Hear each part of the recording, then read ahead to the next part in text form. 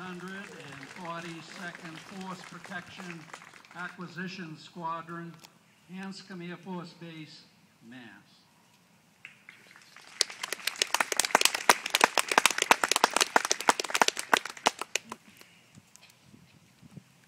Copy on your pocket, okay. Oh, go ahead, take a picture.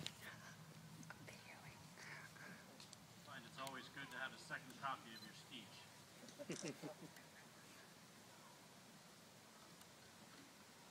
Good afternoon.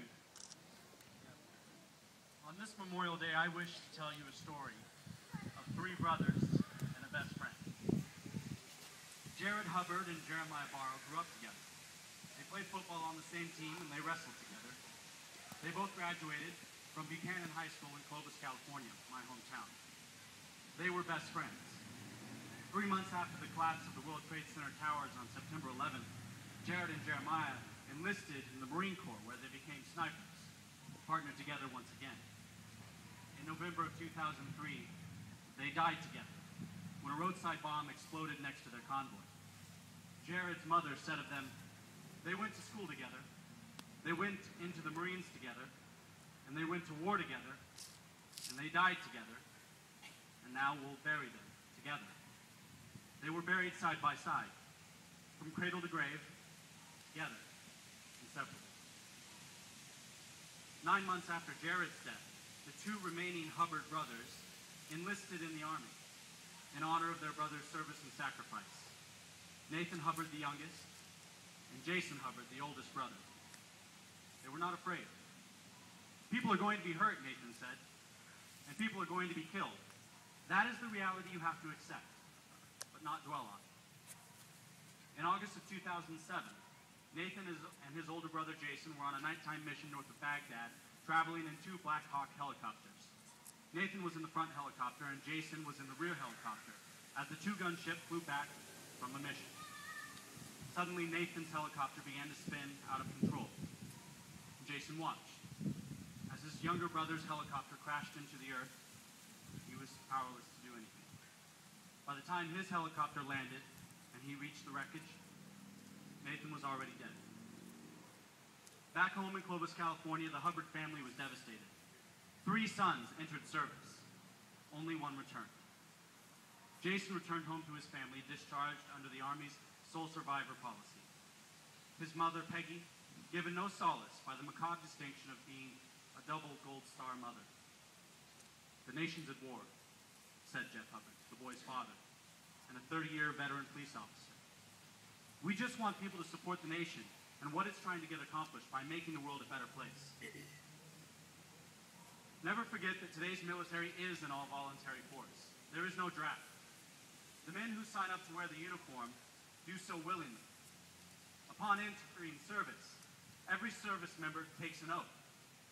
In that oath is a promise to support and defend the Constitution of the United States against all enemies, foreign and domestic, bearing true faith and allegiance to the same, without mental reservation or purpose of evasion. Not all service members are called to risk their life in battle, but by taking the oath of office, all service members commit themselves to sacrifice their life if necessary to the championing of an idea. The noble idea that asserts that all men are created equal, endowed by their Creator with certain inalienable rights, among which the right to life, liberty, and the pursuit of happiness. They commit themselves in service to the idea that each man is the master of his own destiny and is guaranteed the freedom of speech, freedom of the press, freedom of religion, peaceful assembly, petition, and due process of law, the very ideas that have made this country the strongest, freest, and most successful nation in the history of mankind.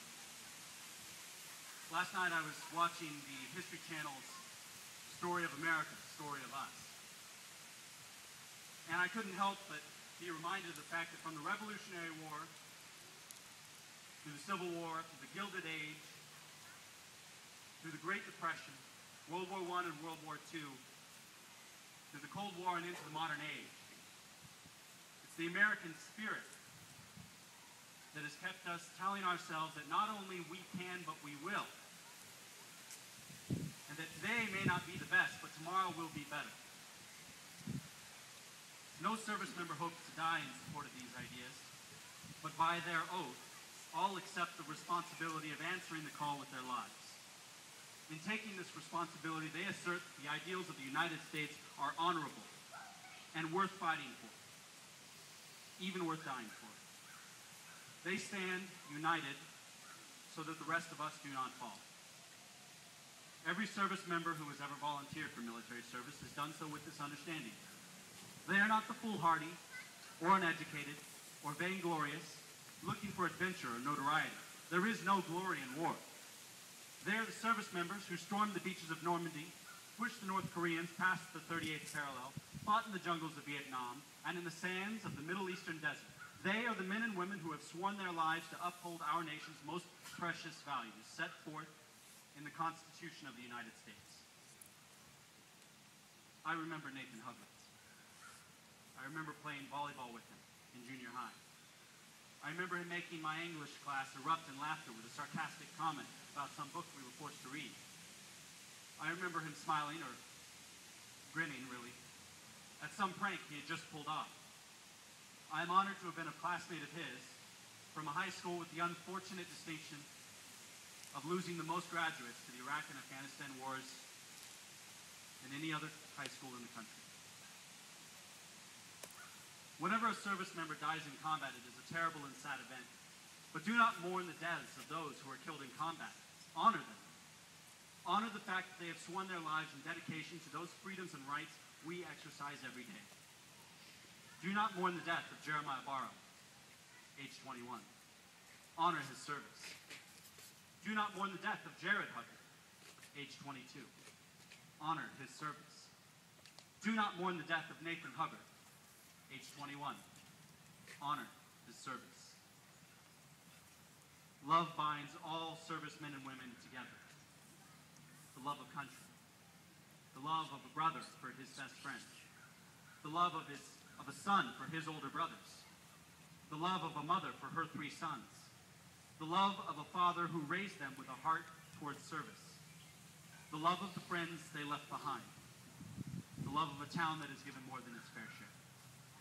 For greater love has none than this, that one man should give his life for another. The next time you see a service member in the airport, don't just thank them for their service. Understand what it is they are serving, and thank them for their willingness to give their lives in support of the values that we cherish most. Thank them for the love of their country, their family, and their friends. Thank them for standing together so that we do not all fall. Thank you.